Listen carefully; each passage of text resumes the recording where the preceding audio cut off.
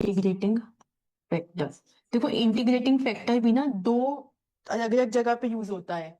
एक होता है हमारे पास एग्जैक्ट डिफरेंशियल इक्वेशन में और एक होता है लीनियर डिफरेंशियल इक्वेशन में, और दोनों में इसका मीनिंग अलग अलग होता है, इसकी वैल्यू अलग होती है। ठीक है, तो यहाँ पे हम बात करें integrating factor of a differential equation M x comma y D x plus N x comma y D Y equals to 0। अगर मेरे पास इस टाइप की कोई डिफरेंशियल इक्वेशन है तो उसका इंटीग्रेटिंग फैक्टर क्या होगा? तो इंटीग्रेटिंग फैक्टर होता क्या है? अगर मेरे पास इस टाइप की डिफरेंशियल इक्वेशन है और ये एग्जैक्ट नहीं है, तो क्या मैं इसमें कुछ मल्टीप्लाई करके इसको एग्जैक्ट बना सकती हूँ?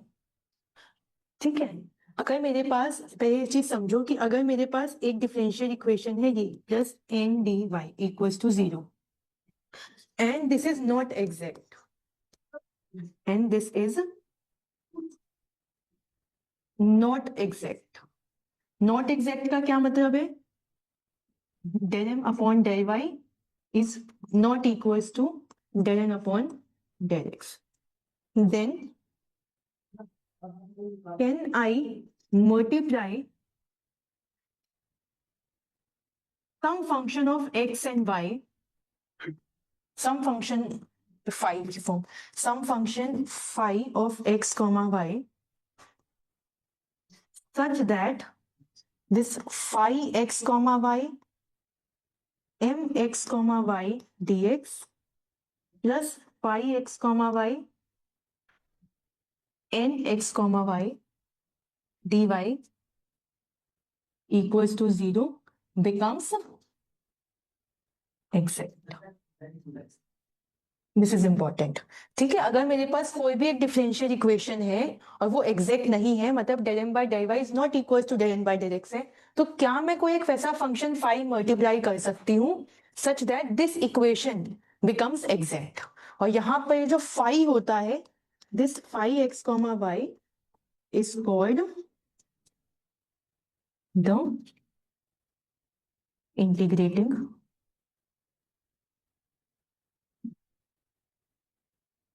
वेक्टर। एक चीज ठीक है?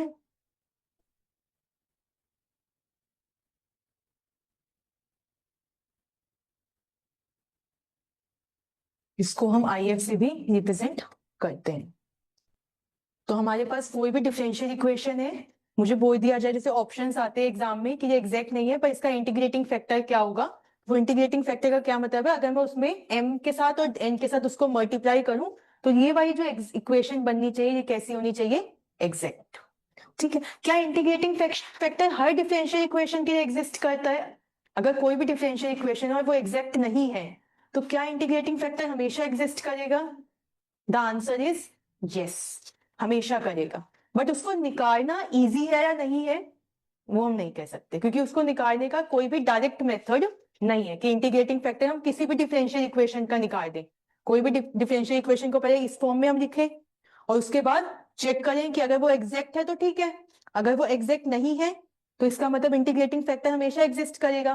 बट उसको निकालने का कोई एक फिक्स मेथड या डायरेक्ट मेथड नहीं है, एग्जिस्ट हमेशा करेगा। लेकिन अब कुछ केसेस हमारे पास ऐसे आती हैं जहां m और n को देख के जब हम इंटीग्रेटिंग फैक्टर एक्चुअली इजीली निकाल सकते हैं। ठीक है, तो हम अब यहां पे सीखेंगे how to find the integrating factor of a differential equation which is not exact. Ma'am थोड़ा सा स्लाइड नीचे कर दीजिए प्लीज। हाँ, यही लिखा है अभी। मैम बस 1 मिनट की।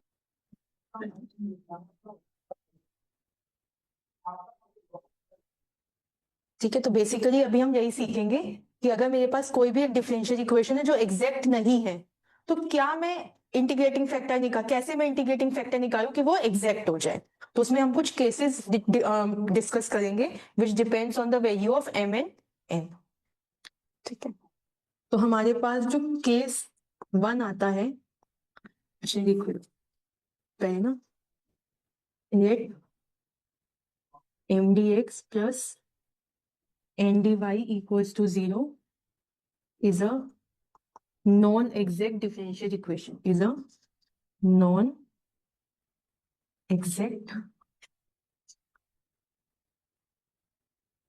Differential equation. नॉन एग्जैक्ट का मतलब है del m by del y is not equals to del n by del x. Then to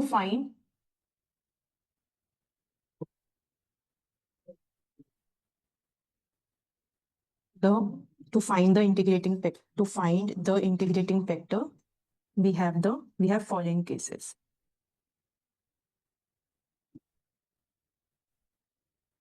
पहला केस क्या है?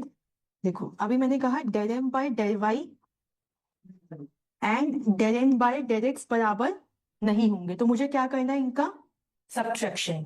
अगर मैं इनका सब्ट्रैक्शन करती हूँ और इसको किससे डिवाइड कर देती हूँ?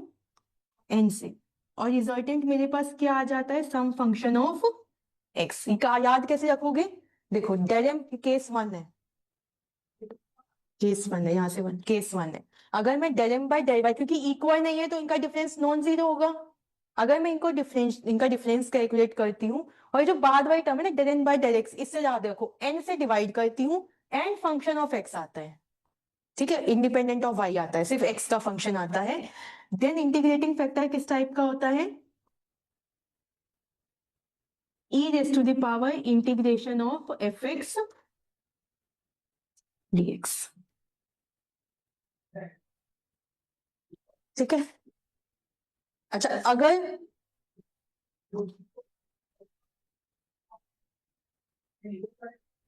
पहले फर्स्ट टू केसेस डिस्कस करते क्योंकि ये सिमिलर है। केस 2 में देखते हैं, अगर मैं del m by del y minus del n by del x की जगह उल्टा लिख देती हूँ, del n by del x minus del m by del y, ठीक है, सेम ही तो चीज है ना, बस माइनस का फर्क है। और उसको किससे डिवाइड करती हूँ?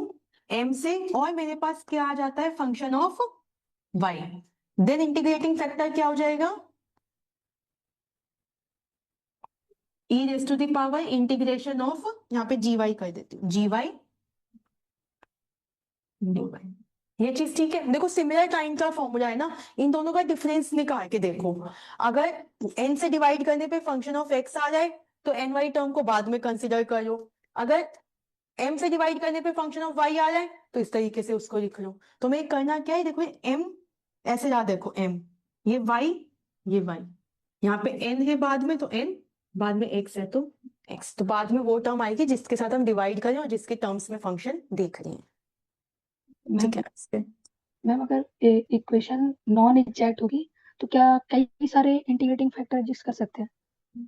देखो एग्जिस्ट हमेशा करेगा इंटीग्रेटिंग फैक्टर। अगर डिफरेंशियल इक्वेशन नॉन एग्जैक्ट है तो इंटीग्रेटिंग फैक्टर हमेशा एग्जिस्ट करेगा, बट उसको हमेशा निकाला नहीं जा सकता। हम कुछ केसेस डिस्कस करेंगे, उन केसेस में हम, जैसे ये अगर सेटिस्फाई हो जाए तो इंटीग्रेटिंग फैक्टर में निकाल सकती हूँ।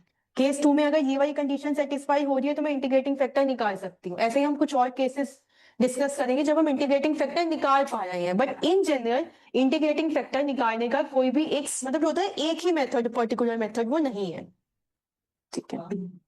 एग्जाम्स में कैसे करना है? एग्जाम्स में जब ऑप्शंस आते हैं तो ऑप्शंस को ही हम देख के एलिमिनेट करते हैं चीजें। जैसे कई बार ऑप्शंस होते हैं x की power 2 y square, x y square, x square y, इस टाइप के कई बार ऑप्शंस होते हैं। तो क्या करना है? x की पावर a, y की पावर b लो, दोनों तरफ मल्टीप्लाई करो, del m by del y and del n by del x निकालो, a और b की वैल्यू इक्वेट, मतलब इक्वल होने चाहिए वो एग्जैक्ट के लिए, a और b की वैल्यूज निकालो। तो वो अभी हम करेंगे उस टाइप के केसेस, क्वेश्चंस भी, कि जब हमारे पास कोई डायरेक्ट मेथड नहीं है, हम इनमें से कोई भी केस नहीं हो जाए, तो उस केस में ऑप्शंस को देख के कैसे हम इंटीग्रेटिंग फैक्टर गेस कर सकते हैं कि क्या होगा, या कैसे कंप्यूट कर सकते हैं, ठीक है। पहले इसके क्वेश्चंस देखते हैं। e raised to the power x minus sin y dx plus cos y is equals to 0।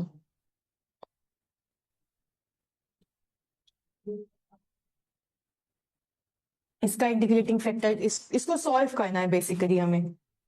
और यहाँ पे देखो ये डिफरेंशियल इक्वेशन क्या एग्जैक्ट है? अगर मैं del m by del y निकालूंगी तो मेरे पास क्या आएगा? इसको y के रिस्पेक्ट में अगर मैं मैम पार्शियल तो क्या आएगा? dy छूट गया है क्या? cos y dy। हाँ, dy equals to 0, dy equals to 0। यहाँ पे अगर मैं y के रिस्पेक्ट में पार्शियल डेरिवेटिव लूंगी तो क्या आएगा? 0 माइनस साइन का डेरिवेटिव cos, ठीक है। और यहाँ पे अगर मैं del n by del x लूंगी तो cos का डेरिवेटिव क्या, सॉरी, हाँ, तो क्या आ जाएगा? 0। ये दोनों कैसे हैं? माइनस कॉस साइन आई का डिफरेंशिएशन प्लस कॉस साइन। अच्छा माइनस साइन है, ठीक है। ये बहुत कंफ्यूजन रहती है इसमें, मुझे भी रहती है। साइन और कॉस में साइन का डेरिवेटिव कॉस होता है, ठीक है। ये चीज ठीक है। अब इस देखो ये एग्जैक्ट नहीं है ना, del m by del y is not equal to del n by del x है, तो कुछ इंटीग्रेटिंग फैक्टर में निकाल सकती हूँ। अच्छा यहाँ पे देखो इन दोनों को अगर मैं डिफरेंस करूंगी तो क्या आएगा, cos y माइनस 0 आएगा या 0 माइनस cos y आएगा। अगर मैं del m by del y minus del n by del x लेती हूँ तो क्या आएगा, cos y। देखो मेरे पास फॉर्मूला क्या है, del m by del y minus del n by del x by n, या तो fx आ जाए, x का फंक्शन आ जाए, या फिर क्या आ जाए, del n by del x minus del m by del y by m किसका फंक्शन आ जाए, y का फंक्शन आ जाए। यही है मेरे पास फॉर्मूलेस दोनों, ठीक है। और मुझे इतना पता आ गया कि cos y माइनस 0, क्यों मैंने इन दोनों फॉर्मूलेस की बात की, क्योंकि इन दोनों का जो डिफरेंस करूंगी ना और n से डिवाइड करूंगी तो क्या आ जाएगा, 1 या minus 1 depending on the sign, है तो मैम वहाँ n पे से माइनस कॉस वाई होगा कि मैं minus sine y. Minus cos y है, तो 1 या माइनस 1 टाइप का कुछ आएगा, ठीक है। तो देखो यहाँ पे n से डिवाइड करने के लिए मुझे कौन सा फॉर्मूला चाहिए, del m by del y minus del n by del x। ये क्या है, minus cos y minus 0 divided by cos y and this will be equals to f of x। तो ये क्या आएगा, माइनस 1।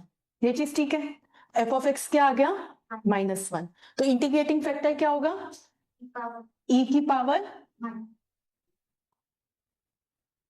इंटीग्रेटिंग फैक्टर क्या होगा इस केस में मेरा, e की power minus x dx, sorry minus 1 dx, minus 1 dx। तो ये क्या आएगा, e raise to the power minus x। इसका मतलब अगर मैं e raise to the power minus x को इस डिफरेंशियल इक्वेशन से मल्टीप्लाई कर देती हूँ तो ये इक्वेशन क्या बन जाएगी, एग्जैक्ट बन जाएगी। और एग्जैक्ट बनते ही मेरे पास ऑलरेडी एक फॉर्मूला है डिफरेंशियल इक्वेशन को सॉल्व करने का। अच्छा अगर मैं इसको अब सॉल्व करूं इस डिफरेंशियल इक्वेशन को तो कर सकती हूँ easily, e raise to the power minus x को दोनों तरफ मल्टीप्लाई करूंगी तो क्या आएगा, देखो यहाँ पे मल्टीप्लाई करूंगी तो क्या आएगा, 1 minus e raise to the power minus x sine y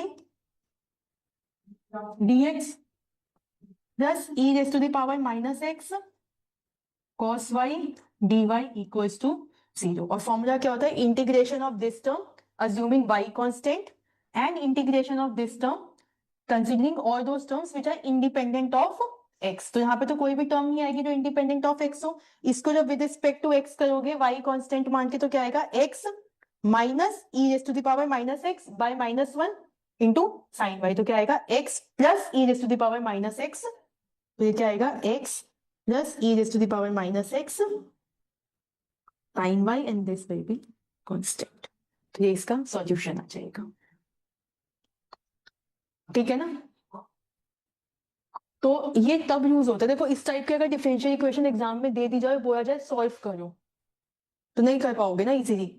but अगर इंटीग्रेटिंग फैक्टर इजीली निकल रहा है पहले तो ऐसे में सबसे पहले तो हमने चेक करते हैं कि ये एग्जैक्ट है या होमोजीनियस है या वेरिएबल सेपरेबल है। ना तो ये वेरिएबल सेपरेबल दिख रही है, ना ये होमोजीनियस है, ना ही ये लीनियर इक्वेशन है, फर्स्ट और डिफरेंशियल इक्वेशन है, तो बचा एग्जैक्ट वाला केस। बट अब ये एग्जैक्ट भी नहीं है, पर जब हमने del m by del y और del n by del x निकाला तो हमें एक पैटर्न दिखाई दिया, उस पैटर्न को यूज करके हमने इंटीग्रेटिंग फैक्टर निकाला। इंटीग्रेटिंग फैक्टर से डिफरेंशियल इक्वेशन को मल्टीप्लाई करते ही एग्जैक्ट बनी, और एग्जैक्ट बनते ही हमारे पास इसको सॉल्व करने का फॉर्मूला है, ठीक है। तो अगर ऐसी डिफरेंशियल इक्वेशन का सॉल्यूशन पूछा जाता है तो भी वो यही आएगा।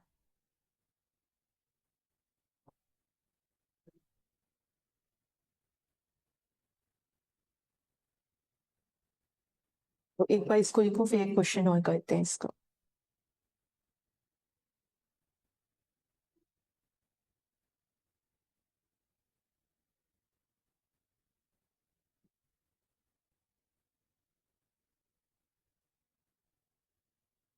दो क्वेश्चन करते हैं, गेट 2006 का क्वेश्चन है। इवन कुछ क्वेश्चंस करते हैं पहले जो बीच में रह भी गए थे क्योंकि क्लास खत्म हो गई थी। ये ऊपर कर दूं ना, मैम यहाँ पे x माइनस होगा ना, प्लस थोड़ी x minus e to the power minus x sine y. नहीं, यहाँ पे इंटीग्रेटिंग फैक्टर जो होता है वो यही होता है, E raise to the power integration of F X D X. ठीक है, या फिर इस वाला केस अगर कंसिडर करोगे तो यहाँ होता है E raise to the power integration of G Y D Y. Minus नहीं आता है, ये जो माइनस आ रहा था ये इस वजह से आया था क्योंकि यहीं पर -1 था, यहाँ एफ एक्स की वैल्यू -1 थी। वो नहीं बोल अगर रहा हूँ मैं, ये जो फाइनल आंसर लिखा है ना, final percent x plus e to the power minus x और नहीं, माइनस साइन वाई। इसमें प्लस इसलिए आएगा क्योंकि जब हम देखो, जब हम यहाँ पे लेंगे ना इसका इंटीग्रेशन, जब हम इस वाले का इंटीग्रेशन लेंगे तो क्या आएगा, integration of 1 minus e raise to the power minus x sine y dx where y is assume to be constant, plus ये तो 0 ही हो जाएगा, 0 dy, क्योंकि कोई भी टर्म कंसीडर नहीं की। तो यहाँ पे क्या आएगा, x माइनस एक्स को E raise to the power minus X का इंटीग्रेशन क्या होता है, E raise to the power minus X divided by -1 sine Y. तो यहाँ पे जो ये -1 और ये है माइनस, ये प्लस बना देंगे, तो इसलिए ई प्लस आएगा। मतलब कैलकुलेशन मिस्टेक्स चेक कर करो, मैं भी बहुत ज्यादा करती हूँ। मैम ये वाला केस का ये वाला अभी इसके क्वेश्चंस कराऊंगी। देखो, जब देखो मान लो यहाँ पे cos y -0, तो हमें यहाँ पे cos y दिखा था ना, डिवाइड करके कुछ कुछ समझ में आ रहा था, बट हो सकता है हमें n डिवाइड करके, यहाँ पे m डिवाइड करके कुछ कुछ समझ में आए, तो उस केस में हम ये वाला कंसिडर करेंगे। इसके अभी क्वेश्चंस करते हैं। तो बेसिकली हमें ये देखना है कि अगर मैं उसको वेरिएबल सेपरेबल से सॉल्व किया तो क्वेश्चन में इंटीग्रेटिंग फैक्टर ही पूछा हो, तब हमें इस मेथड पे जाना है, या फिर अगर मैं वेरिएबल सेपरेबल होमोजीनियस या लीनियर इक्वेशन किसी से भी सॉल्व नहीं कर पा रही हूँ उसको, तो फिर मेरे पास बेस्ट मेथड होता है कि एग्जैक्ट चेक करो, नहीं है तो एग्जैक्ट बना दो आराम से। ठीक है, तो ये नेक्स्ट क्वेश्चन पे आते हैं। सबसे पहले देखते हैं X Y D x plus 1 plus x square D Y equals to 0।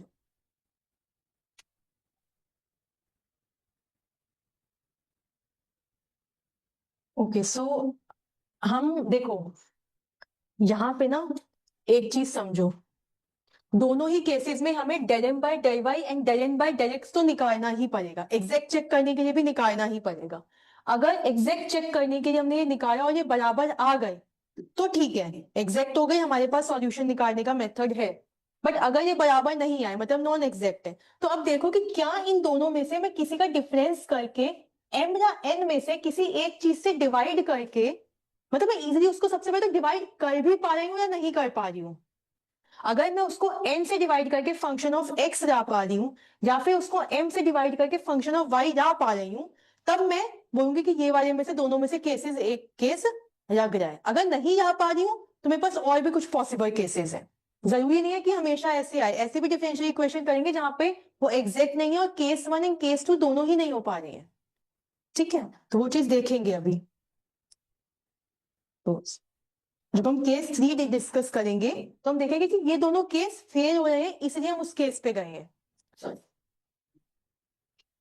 देखो यहाँ पे एक बार देखो, यहाँ पे m है एक्स वाई और n है 1 प्लस एक्स स्क्वायर, तो del M by del y क्या आएगा, x, and del N by del x क्या आएगा, दोनों बराबर नहीं है, तो ये डिफरेंशियल इक्वेशन नॉन एग्जैक्ट है। This is non exact differential equation. अच्छा, एक चीज देखो, अगर मैं del M by del y minus del N by del x करती हूँ तो मेरे पास क्या आएगा, x माइनस 2x। ठीक है, तो ये क्या आएगा, माइनस एक्स को मैं 1 प्लस एक्स स्क्वायर से करूंगी अगर, तो मेरे पास क्या आएगा, दोनों चीजें देखते हैं। मेरे पास जो फॉर्मूलाज हैं वो क्या है, अगर मैं del M by del y को माइनस करती हूँ del N by del x से, तो मेरे पास क्या आएगा, -x। इसमें मुझे क्या डिवाइड करना पड़ेगा, n से डिवाइड करना पड़ेगा। n से डिवाइड करने के बाद फंक्शन कैसा आना चाहिए, x का। तो अगर मैं इसी को n से डिवाइड कर देती हूँ तो ये आ जाएगा 1 प्लस एक्स, क्या ये फंक्शन ऑफ x आ गया। ठीक है, अच्छा अब मैं दूसरे से देखती हूँ, del N by del x, del N by del x minus del N by del y by M, ये क्या आएगा, देखो x बाय एक्स वाई, ये क्या है 1 बाय वाई, ये क्या है function of Y.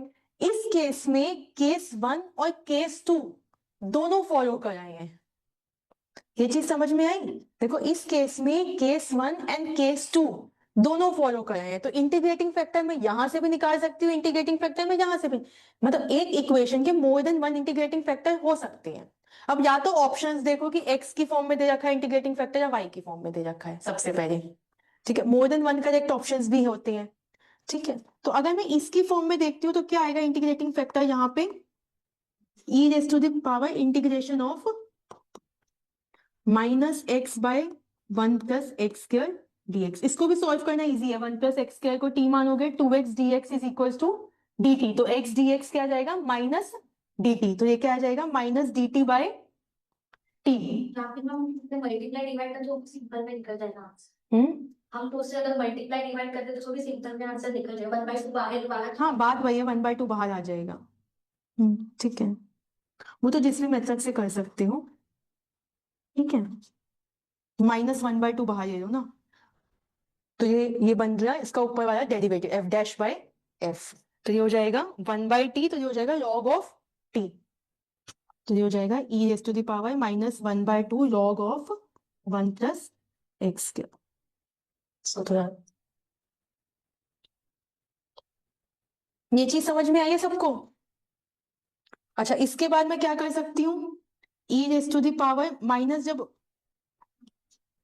log of 1 plus x की पावर -1/2, तो ये आ गया 1 प्लस एक्स स्क्वायर की पावर -1/2, ये आ गया 1/√1 प्लस एक्स के, एक इसका इंटीग्रेटिंग फैक्टर यही आ गया, ठीक है। अब इस वाले केस में देखो इंटीग्रेटिंग फैक्टर क्या बनता है मेरे पास, e raise to the power 1/y dy, और ये क्या बनता है e की power log y, this will be y, ठीक है। देखो अगर सॉल्यूशन पूछा जाएगा ना डिफरेंशियल इक्वेशन का, तो अगर ऐसे सॉल्व करने की दोनों सॉल्व कर पा रहे हो तो कोशिश करो कि इससे सॉल्व करो, क्योंकि इक्वेशन में y मल्टीप्लाई करके इजी हो जाएंगी चीजें, ठीक है। ये मल्टीप्लाई करोगे फिर इंटीग्रेशन के अंदर लोगे इसको, इस इक्वेशन में x y divided by √1 plus x square, और फिर उसका इंटीग्रेशन लोगे विद रिस्पेक्ट टू एक्स, तो अगेन वही वाला दोबारा सब्स्टिट्यूशन लगानी पड़ेगी। ऑन द अदर साइड अगर एक्स वाई स्क्वायर कर देते हो तो क्या होगा with respect to x, x square y square by 2 simple हो जाएगा, इजीली सॉल्व हो जाएगा। तो देखो देखना पड़ेगा कि किस मेथड से वो क्वेश्चन इजीली सॉल्व हो रहा है। इस क्वेश्चन में ये दोनों ही केसेस सेटिस्फाई हो रही हैं, तो बेसिकली हमें del m by del y del n by del x का ये वाला फॉर्मूला लगा के चेक करना पड़ेगा कि ये बन रहा है ना नहीं बन रहा है। देखो ये तो निकालोगे ना दोनों चीजें, इसको m या n से डिवाइड करके देखो कि कुछ x के टर्म्स में या y के टर्म्स में आ रहे हैं फंक्शन,